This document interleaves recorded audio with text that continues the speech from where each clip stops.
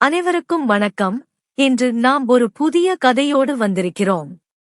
இதுவரை நம்ம மாயா கதைகள் சேனலை சப்ஸ்கிரைப் பண்ணாதவங்க தயவு செய்து சப்ஸ்கிரைப் பண்ணிடுங்க. இப்போ வாங்க கதைக்குள்ள போகலாம். என் வீட்டுல நானும் எங்க அண்ணனும் மட்டும்தான் இருக்கோம். அப்பா வெளியூரில் துணி வியாபாரம் செய்கிறார். வாரத்திற்கு ஒரு முறைதான் வீட்டுக்கு வருவார். அப்பா வரும் நாட்கள் எனக்கு எப்போதுமே ரொம்ப சந்தோஷமாக இருக்கும். அப்பா ஊரில் இல்லாத நாள்கள் எங்க அம்மாவுடன் தான் என் அனுசுயா சித்தி படுத்து உறங்குவார்கள். அப்பா வந்தவுடன் அம்மா அப்பாவுடன் தனி அறையில் படுத்துக் கொள்வார்கள். நானும் சித்தியும் ஹாலில் படுத்துக் கொள்வோம். என் அண்ணன் யாரிடமும் அதிகமாக பேச மாட்டான். அவன் உண்டு அவன் படிப்பு என்று எப்போதும் புத்தகமும் கையுமாகவே இருந்து விடுவான். இப்போது காலேஜ் முதலாம் ஆண்டு படிக்கிறான்.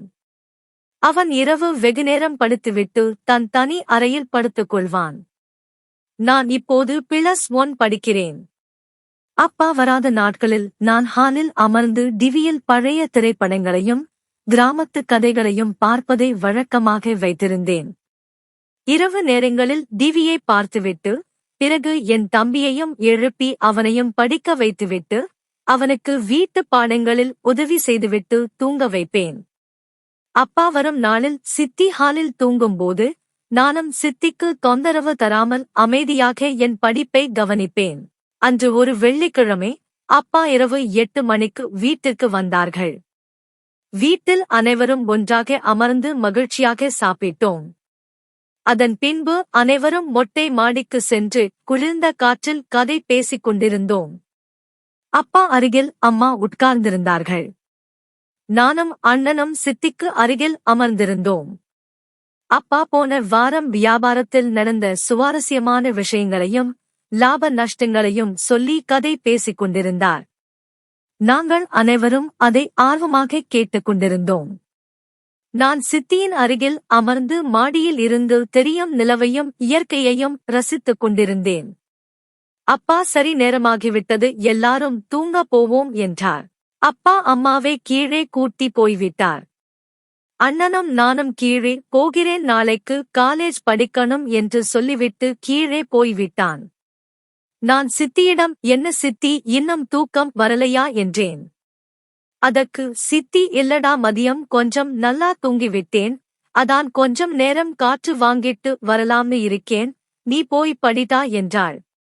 இல்ல சித்தி, எல்லாம் படிச்சாச்சு, ஆனா தலை ரொம்ப வலிக்குது, கொஞ்ச நேரம் நானும் இங்கேயே இருந்துட்டு போறேன் என்றேன். ஏண்டா தலை வலிக்குதா? இரு, நான் தலைவலி தைலம் தேய்த்து டிகிறேன் என்றாள் அன்போடு. நான் மெதுவாக சித்தியின் மடியில் தலை சாய்த்து படுத்துக் கொண்டேன். அண்ணாந்து பார்த்தேன். வானத்தில் 2 புறாக்கள் சுதந்திரமாக பறந்து கொண்டிருந்தன. நான் அந்த புறாக்கள் எவ்வளவு அழகாக பறக்கிறது என்று சித்தியிடம் கூறினேன். ரொம்ப நாளாகவே கூண்டில் அடைப்பட்டு கிடந்த புறாக்கள் போல இப்போதுதான் சுதந்திரமாக பறக்கின்றன என்று கூறினாள். சித்தியும் அந்த புறாக்கள் நன்றாக பறக்கிறது என்று ரசித்துக் கொண்டே சொன்னாள். சித்தி தன் ஒரு கையால் என் தலைமுடியை வருடி நெற்றியை மெதுவாக அமுக்கி தைலம் தேய்த்துவிட்டாள். அவளது தாய்மை கலந்த அன்பில் எனக்கு தலைவலி சற்று குறைந்த மாதிரி இருந்தது. முன்பு நாங்கள் திருவண்ணாமலையில் இருந்தபோது வீட்டின் பின்பக்கம் ஒரு அழகான பூந்தோட்டம் இருந்தது. என் அப்பாவின் மூத்த சகோதரிக்கு பார்வையில் ஒரு பேரமைதியும் ஆழமும் இருந்தது. அந்த காலத்தில் நாங்கள் எல்லாம் ஒரே கூட்டுக் குடும்பாக ஒரே வீட்டு வளாகத்தில் தங்கியிருந்தோம். வீட்டின் முன்பக்கம் குடும்பத்தோடு பரபரப்பாக இருக்கும், ஆனால் வீட்டின் பின்பக்கம் நம்மை கவர்ந்த ஒரு அமைதியை வைத்திருந்தது. என் அனுசுயா சித்தி அடிக்கடி சுடு தண்ணீர் பானையை அடுப்பில் வைத்துவிட்டு என் அருகில் ஒரு நாற்காலியில் அமர்வாள். தண்ணி பானையில் ஊற்று செல்லம் என்று அன்பாகக் கேட்பாள். அந்தச் செல்லம் என்ற வார்த்தையை நான் ஒரு நாள் கூட என் அம்மாவிடம் கேட்டதே இல்லை. அதில் ஒரு தனி பாசமும் ஒரு மெல்லிய உணர்வும் இருந்தது. சின்ன வயதில் யாருக்கும் உணர்வுகளின் ஆழம் சரியாக தெரியாது.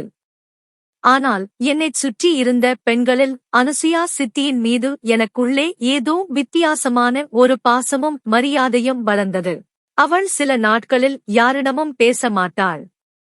அமைதியாக ஒரு பழைய கவிதை நூலை எடுத்து படித்துக் கொண்டிருப்பாள். சில நேரங்களில் அவளது விழிகள் எதையோ தேடுவது போல இருக்கும். நீயா கவனிக்கிறே, சிவப்பான பூக்கள் எல்லாம் சீக்கிரம் காய்ந்து விழுந்துவிடும், வெண்மையான பூக்கள்தான் நீண்ட நாள் செடியில் நிலைத்து நிற்கும் என்பாள். அது என்ன அர்த்தம் சித்தி என்று நான் கேட்பேன்.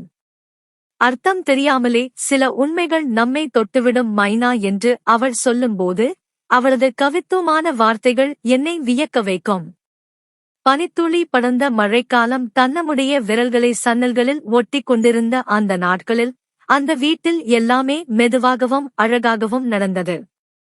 காபி குடிப்பதற்கே நாங்கள் ஒரு நிமிடமும் அமைதியை தவிர்த்ததில்லை. அன்று மாலை மேகங்கள் எல்லாம் கலைந்து அழகாக காணப்பட்டது. சித்தி தன் தோளில் ஒரு பழைய பச்சை நிற சேலையைக் கட்டிக்கொண்டு வீட்டின் பின்புறத்தில் உட்கார்ந்திருந்தாள். அவளது கைகளில் வாடிய பூக்களை மெல்ல கோர்த்துக் கொண்டிருந்தாள்.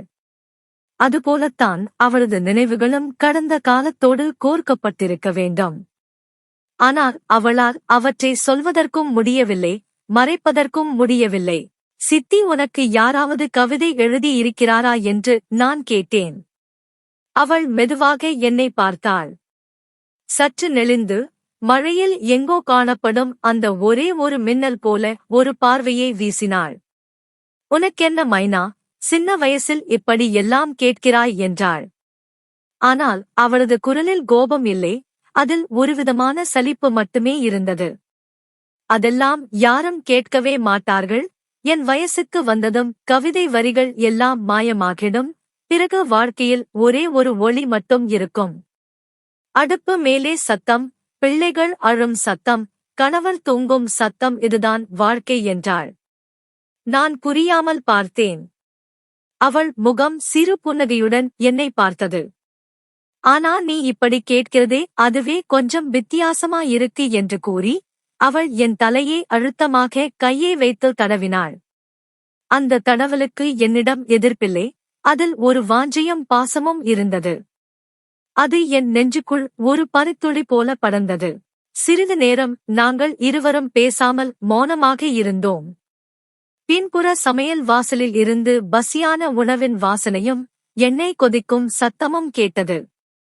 அவள் மெதுவாக எழுந்து உள்ளே போனாள். நான் நிம்மதியாக மூச்சுவிட்டேன். ஏனென்றால் அவள் அருகில் இருந்தபோது என் உள்ளம் சற்று அதிகமாக அவளது பாசத்தில் மூழ்கியிருந்தது. அது வெறும் அன்பு மட்டும் அல்ல, அதைவிட மேலான ஒரு பிணைப்போ என்று எனக்குத் தெரியவில்லை. ஆனால் அவள் என் பெயரைச் சொல்வது மட்டும் என் காதுகளில் எப்போதும் ஒலித்துக் கொண்டே இருக்கும். அந்த இரவு சித்தி வீட்டின் விளக்கின் அருகே அவளது கவித்துவமான நினைவுகளோடு நான் இருந்தேனா இல்லையா என்பது என் நினைவுக்கு உறுதியாக தெரியவில்லை. ஆனால் என் கனவில் அவளது அன்பான விரல்களும் அவளது மௌனமான கவிதைகளும் மெதுவாக என் மனதிற்குள் கடந்து சென்றனஜோர் முற்று பெற்றது. எங்களின் கதைகள் உங்களுக்கு பிடித்திருந்தால் வீடியோவை லைக் செய்து உங்கள் நண்பர்களுக்கும் பகிர்ந்து எங்களை ஊக்குவியுங்கள்.